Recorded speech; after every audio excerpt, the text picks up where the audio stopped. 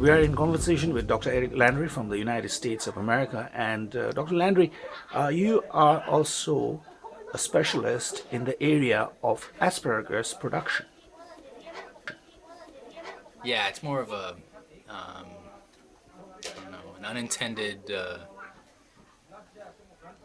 affiliation. And you did that as part of your master's Yes, in yes. in Guelph, right? The Yeah, University of the Guelph University of Guelph, and they're in Canada. in Canada. Oh, So they're growing asparagus in Canada. They've been for some time. Basically, the premise of the project was to identify cultivars that have improved winter hardiness. So across asparagus, you're going to have varieties that are better adapted to cold conditions or hot conditions, dry conditions, or more moist conditions, right? So it's it's important when we're thinking about asparagus to identify the most appropriate variety for our local growing conditions. so doctor, I mean, it's fortuitous, right? It's just we were just very fortunate. The Samdrup Jongkhar Initiative of all the things in the world, the Samdrup Jongkhar Initiative has a pilot impact area project on asparagus in Orong Gewog, and you come here and you happen to be an asparagus specialist, and you have visited the asparagus pilot impact area. Tell us about your initial thoughts on this. Right. I mean, when I first heard about asparagus growing in Bhutan, I was like, okay, let's see what this is all about. And then coming to Samdrup Jongkhar, really unexpectedly, didn't realize it was a subtropical climate, unlike Thimphu, which is much cooler. And we have this monsoon climate, moisture pattern. But after looking into it a little bit further, I think it's a viable project. But it's gonna take some time and probably some selection from farmers to find out the most appropriate asparagus genotypes for this climate specifically. You know, they started with a variety that's called Mary Washington, and that's from the United States. It's a very diverse population, so you're going to have early plants, late plants. You know, you have a lot of genetic diversity there to work with, which is a benefit. But initially, I think it may not be where they would really want it to be. Luckily, there's a few farmers who are really interested in saving seeds. Asparagus seeds. Asparagus seeds. So we talked a little bit, and they're aware of selecting the best plants, the best seeds from the best plants, and basically creating locally adapted asparagus. There's another variety out there called Haleo. It starts with a J, and that's a variety that has a low chill requirement. And here we don't really have a cold. It doesn't freeze. Mm-hmm. Okay, whereas in Toronto you're gonna have months of negative 20 Celsius, and so you really need plants that will tolerate that. But here we don't need that. We can actually have low chill or no dormancy, and plants are just producing spears potentially even all year round. Right? But that's gonna take some trial and error on the farmer's part, and in collaboration with the Samdrup Jongkhar Initiative and the agricultural extension agents in Orong. So what will be your pit instructions to the farmers and to the agriculture extension officers when it comes to asparagus production, like in terms of maintenance, care, inputs? We have a great case study. Should be available on the website soon if it hasn't already been uploaded. And within that, it details step by step of what should be done or what should be considered to be done. And it's really general. So you're gonna have to look at maybe more site specific. But the basic principle is treat it more like a vegetable.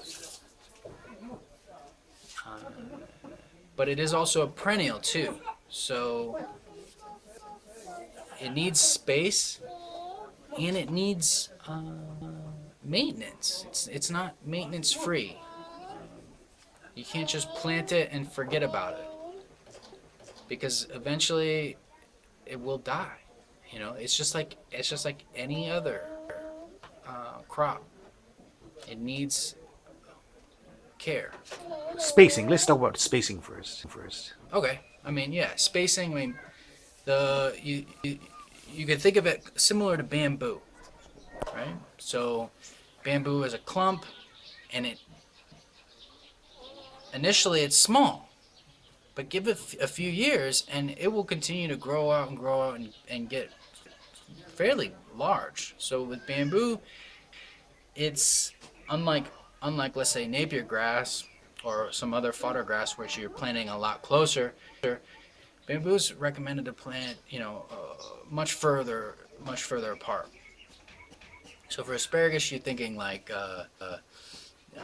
a meter is adequate if you want your plants to be productive for the next 100 years.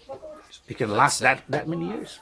It can last if it's maintained. If it's maintained, it can last for 100 years, at least 100 years. Now, in production, asparagus rarely lasts more than 10 years. Usually the plants are taken out at 10 years because they're not as productive, and the main reason for that is the accumulation of disease and stress because they're over harvested. Right. So when you harvest the asparagus spear, that's taking resources out of the plant, and the longer you harvest it for, the less time it has for that the developing fern to accumulate resources again for the crown that then produces spears. And that's one reason why dormancy is so key here, is because it's a period of rest from accumulation to mobilization, which is when you harvest spears. So there's got to be probably like a 6-month period of accumulation. Dormancy. No. Accumulation is when the fern is up, green, okay, and accumulating. And then dormancy can vary, but it's good to have a period of dormancy. That's why if you're doing if you're harvesting spears, let's say all year round in the same plant, the plants aren't really going to last very long. They'd be lucky if they lasted 10 years, because you're really starving them over a period of time. If you want it to last 100 years, you only harvest, you never harvest more than a month. And then you have at least 6 months of storage, period of dormancy, and then another month of harvest. So you're really looking at 6+ months, right? Of dormancy. No, of accumulation, because it depends on how long your winter is. Like, so in Canada, the dormancy is long. Right? So, The can you explain dormancy and accumulation versus accumulation? Accumulation is when the fern is beautiful and green. Mm-hmm. At that point, the resources are going into the root system and storing those resources for regrowth. Because eventually the fern will die, or what we call senesce, so it turns yellow, and then usually you burn that or you compost it in some other way because there's diseases that can accumulate over time, so you have to remove the fern, dispose of it in some way. And given the right conditions, the ferns, spears will continue to come up all year round, and they will continue to produce ferns. In Canada, they can't because it gets too cold, right? So it goes into dormancy.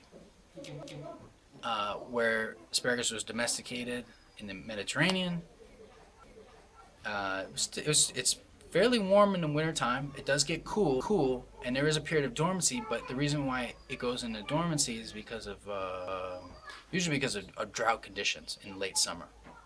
So it gets dry, which is similar to here. Yes. After the monsoon, it will get dry. It'll induce dormancy unless you keep watering it, right?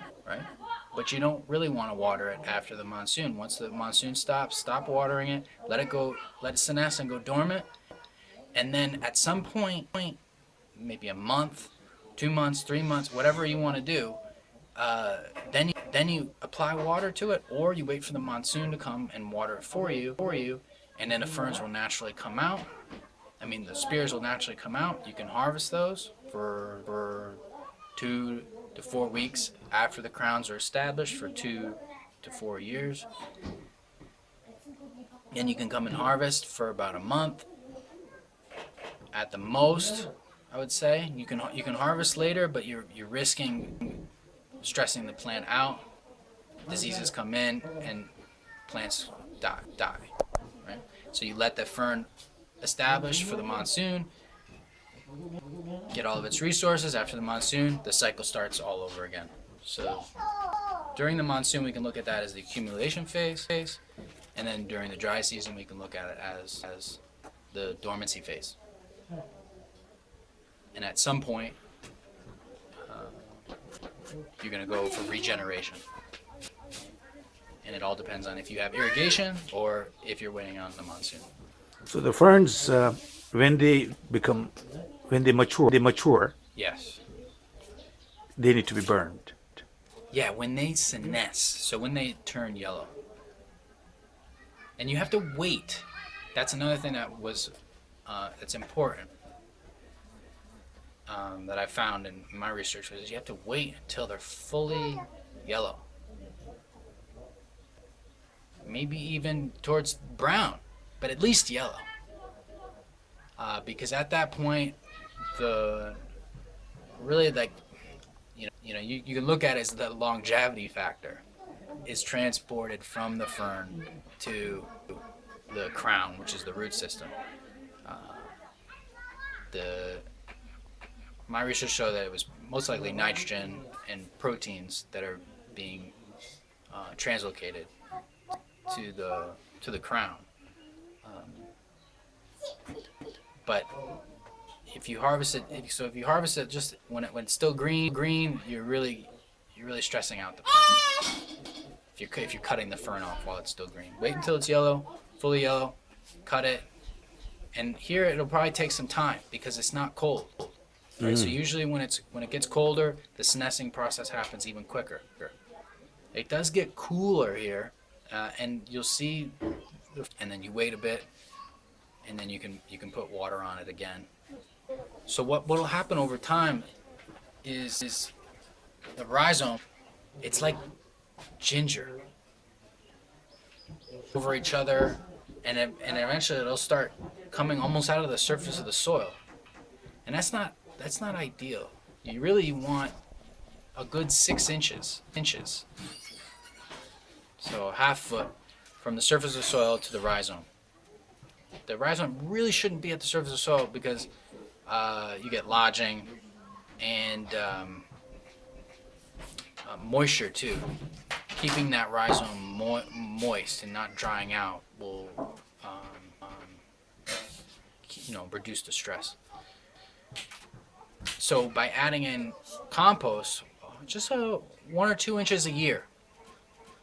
Doesn't have to be a lot, but it's important to do it annually. And I think it would be advisable to do that right after you cut all the ferns off. So in between, sometime in the period of dormancy, you want to apply that compost so that when the ferns come up, that fertility is going into the crown, is being absorbed, and is going into healthy spear and fern production. We could talk more, Doctor, but There's always more to talk about. there's always more to talk about. But we have an excellent case study on asparagus, right? Yes, and that's available online. Yes, on www.sgi.bt. And Dr. Landry, thank you for sharing us your gems of wisdom on asparagus and seed saving. Thank you for having me here.